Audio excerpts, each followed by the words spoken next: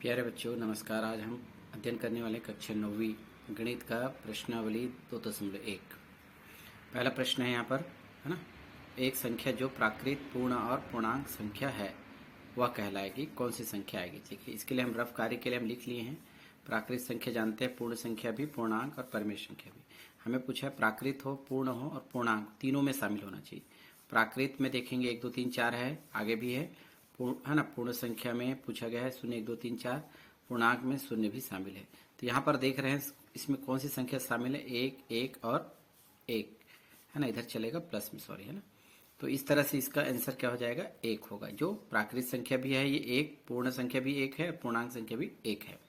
ठीक है। एक दूसरा प्रश्न देखेंगे, एक संख्या जो पूर्ण संख्या हो परंतु प्राकृत ना हो, है ना। पूर्ण संख्या हो, पूर्ण संख्या ये वाला है, ध्यान देंगे आप। लेकिन प्राकृत संख्या ना हो, तो प्राकृत संख्या 1 2 3 4, तो यही बस प्राकृत संख्या है। कौन सा नहीं है प्राकृत संख्या, 0 नहीं है प्राकृत संख्या। इसका उत्तर आएगा 0। अगला प्रश्न है, एक संख्या जो परिमेय हो परंतु प्राकृत संख्या ना हो। परिमेय संख्या तो होना चाहिए, है ना। इधर देखें, परिमेय संख्या हो लेकिन वह प्राकृत ना हो। प्राकृत ये वाला है 1 2 3, है ना। ये प्राकृत संख्या ना हो। एक मिनट प्रश्न देख लेता हूँ। परिमेय संख्या हो परंतु प्राकृत संख्या ना हो। तो देख पा रहे हैं प्राकृत संख्या क्या है, 1 2 3 आगे ये संख्या आती है, लेकिन परिमेय में क्या है, 0 है।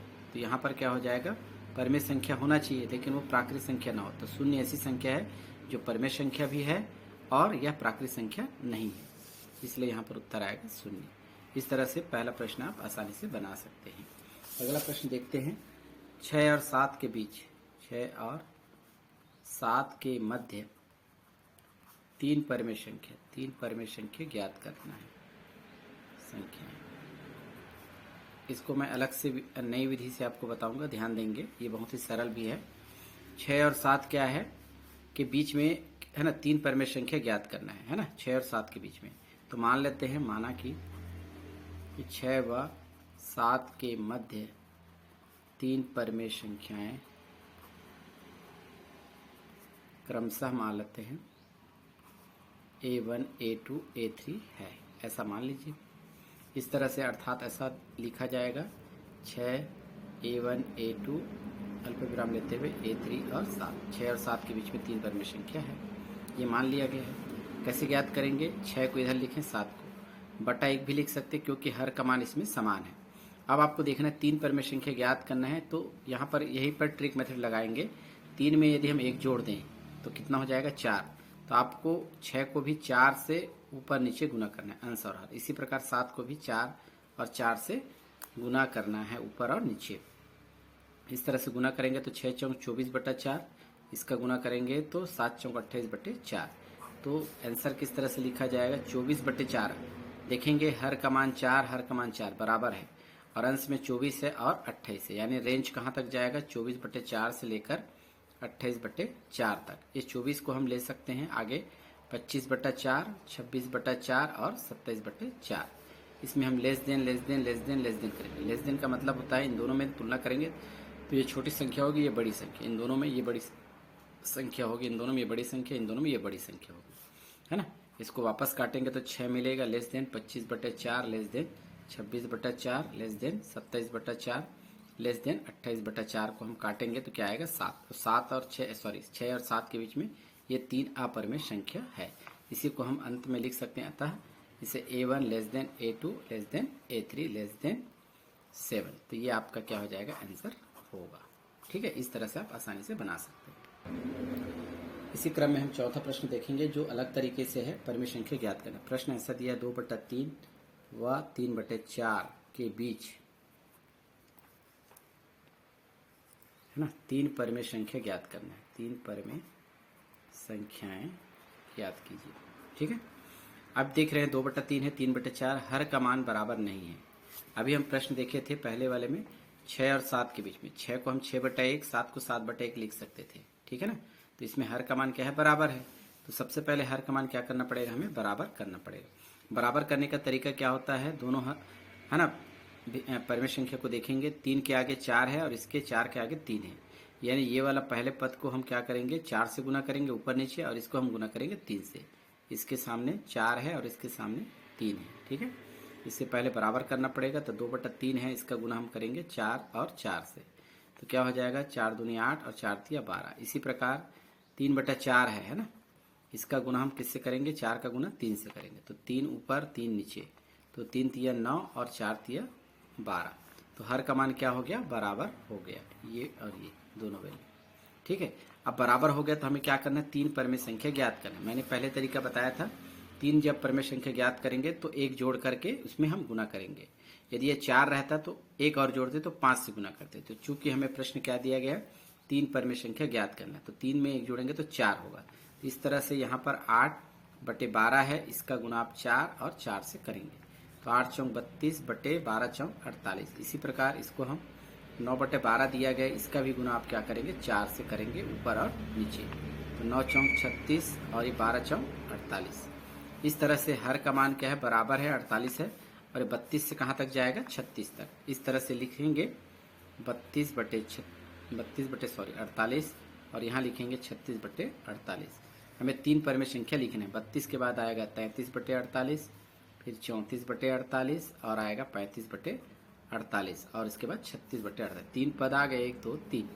लेस देन का प्रयोग करेंगे, इसे हम काटेंगे वापस तो हमें मिलेगा 2/3। लेस देन 35/48, फिर 34/48 है ना, लेस देन 35/48 और लेस देन इसको हम कैंसिल करेंगे तो हमें मिलेगा 3/4 वापस मिल जाएगा।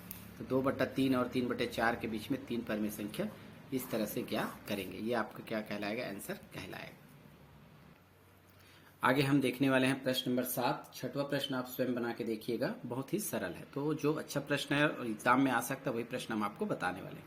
तो प्रश्न नंबर 7 इंपॉर्टेंट है, इसलिए ध्यान देंगे। प्रश्न नंबर 7 में लिखा है 7/3 व ऋण 7/3 के बीच संख्या रेखा, सॉरी 1 मिनट, प्रश्न क्या है, संख्या रेखा दर्शाइए, संख्या रेखा दर्शाइए। ठीक है ना, दोनों के बीच में क्या करना है, संख्या और रेखा। तो ये वाला आपके पास रेखा है, अब इसमें हम संख्या अंकित करेंगे तो क्या बन जाएगा, हमारे पास संख्या रेखा बनेगा। इन्हीं संख्या को क्या करना है, इसमें दर्शाना है। तो दर्शाने का एक सिंपल तरीका हम बता रहे हैं। 7/3 क्या है, धनात्मक है, और ऋण 7/3 ऋणात्मक है। तो प्लस वाला हमेशा दाएं तरफ चलता है, और है ना माइनस वाला बाएं तरफ। तो बीच में हम लिखेंगे 0, ध्यान देना है। यहाँ पर हर को देखिएगा, 7/3 को पहले हल करने वाले हैं, प्लस वाले को इस तरफ। तो 7/3 में हर क्या है, 3, तो 3 के कॉलम बनाइए, 3 का लाइन खींचना है, पहला लाइन, दूसरा लाइन और तीसरा लाइन को थोड़ा बड़ा। ठीक है, अब इसमें यहाँ पर लिखेंगे 1 कैसे आया मैं आपको बता रहा हूँ। हर का मान 3 था, 1 2 3, 3 के क्रम में 1 2 फिर 3, तो यहाँ ये 2 होगा, आगे हम बताएंगे इसके बारे में। 1 2 3 फिर 1 2 3, इतने में शायद सॉल्व हो जाएगा। ठीक, इसी प्रकार ऋण 7/3 इधर के लिए भी हर में क्या है, 3 का अंतर लेना है, 1 2 तीसरा लाइन, 1 2 3 1 2 3, इतने में काम हो जाएगा। तो यहाँ पर आप देखेंगे ये वाला जो लाइन है 0 के बाद वाला, इसे हम 1/3 पढ़ेंगे, 1/3 ध्यान देंगे, पहला है इसलिए 1 और अनुपात कितने का लिए थे, 3 का, बटा में 1/3। तो दूसरा लाइन क्या कहलाएगा, 2/3, और तीसरा लाइन क्या कहलाएगा, 3/3 कहलाएगा। यदि 3 और 3 को काटेंगे तो क्या आएगा, 1 आएगा, इसलिए हमने 1 लिखा। ये वाला चौथा लाइन 4/3, पांचवा लाइन 5/3, छठवा लाइन 6/3, 6/3 को कैंसिल करेंगे तो क्या आएगा, 2 आएगा। तो ये वाला क्या कहलाएगा, 7/3। तो हमको प्लस 7/3 ही दर्शाना है। इसको यहाँ पर ऐसा लाइन खींच दीजिए, एरो का निशान लगा दीजिए, इसे मान लो P और इसको लिख दें 7/3, ये हो गया। अब कहता है ऋण 7/3, इसको भी इसी प्रकार से ये होगा ऋण 1/3 है ना, ऋण इसको माइनस में चलेगा, बाएं तरफ है तो ये ऋण 1 होगा, उसी प्रकार ऋण 2 होगा, ऋण 3, ये वाला 1 2 3 इस तरह से क्रम में बढ़ता है। तो यहाँ पर भी क्या होगा, इसको लिखेंगे तो ऋण 1/3, समझ में आ रहा होगा। दूसरे लाइन को ऋण 2/3, इसको लिखेंगे तो ऋण 3/3, ऋण 3/3 को काटेंगे तो -1 प्राप्त होगा। इसी प्रकार ऋण 4/3, ऋण 5/3, ऋण 6/3, ये क्या होगा, ऋण 7/3। इसको हम डायरेक्ट लिख सकते हैं, इसको लिखना आवश्यक नहीं है, समझाने के लिए बताया जा रहा है। तो डायरेक्ट लिखेंगे, इसको मान लेते हैं Q बराबर ऋण 7/3। अब दोनों को संख्या रेखा में दर्शाना है, तो यही क्या है, संख्या है, और ये रेखा है, और इस संख्या को इसमें दर्शाया गया, तो यही आपका आंसर होगा। यानी यहाँ से लेकर यहाँ तक का आपका रेंज होगा। ठीक, अगला प्रश्न 8वां के रूप में दिया गया, 8वें नंबर पर दिया गया है कि दशमलव रूप में बदलना है ये प्रश्न को। वैसे एग्जाम में आता नहीं है, ये तो प्राइमरी स्कूल का या मिडिल स्कूल का है, यानी 5 से भाग देना दशमलव रूप में बदल जाएगा। 5 से भाग देने आता होगा, है ना। इस तरह से भाग देते हैं, 5 दूनी 10, 2 बार, 2 बचेगा यहाँ पर, 6 कॉपी कर सकते हैं, 26 हो गया, 5 पंचे 25 ये आएगा, 1 बचेगा। अब भाग, है ना, नंबर नहीं है तो दशमलव का प्रयोग करके 0 ले सकते हैं, 5 दूनी 10, यानी इसकी जगह हम क्या लिख सकते हैं, इसका आंसर 25.2। इसी तरह से बाकी क्वेश्चन बना सकते हैं।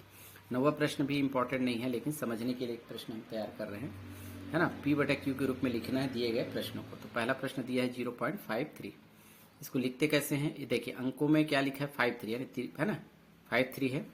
इसको बटा दशमलव की जगह 1 लिखते हैं और जितने नंबर हैं उतने शून्य लगाएंगे। 1 2 नंबर है, 2 शून्य, तो इस तरह से 53/100। एक और देख लेते हैं 16.8, तो नंबर क्या है आपके पास 16, है ना, और 8 भी नंबर है, 6 1 6 8 ऐसा लिखेंगे। बटा दशमलव की जगह 1 लिखेंगे और दाईं तरफ, दशमलव के दाईं तरफ जितने अंक उतने शून्य, दाईं तरफ 1 अंक है तो 1 शून्य लिखेंगे। तो इस तरह से ये आपका आंसर होगा। ये इंपॉर्टेंट नहीं है, ध्यान रखेंगे। प्रश्न नंबर 10, ये इंपॉर्टेंट प्रश्न है, इसको हम एक बताने वाले हैं। प्रश्न नंबर 10 जो दिए गए हैं ये ध्यान रखेंगे, ये प्रश्न तिमाही, छमाही और वार्षिक में हमेशा पूछा जाता है, इसलिए बहुत ही महत्वपूर्ण सवाल है। 4 नंबर के लिए एग्जाम में ज्यादातर पूछे जाते हैं। तो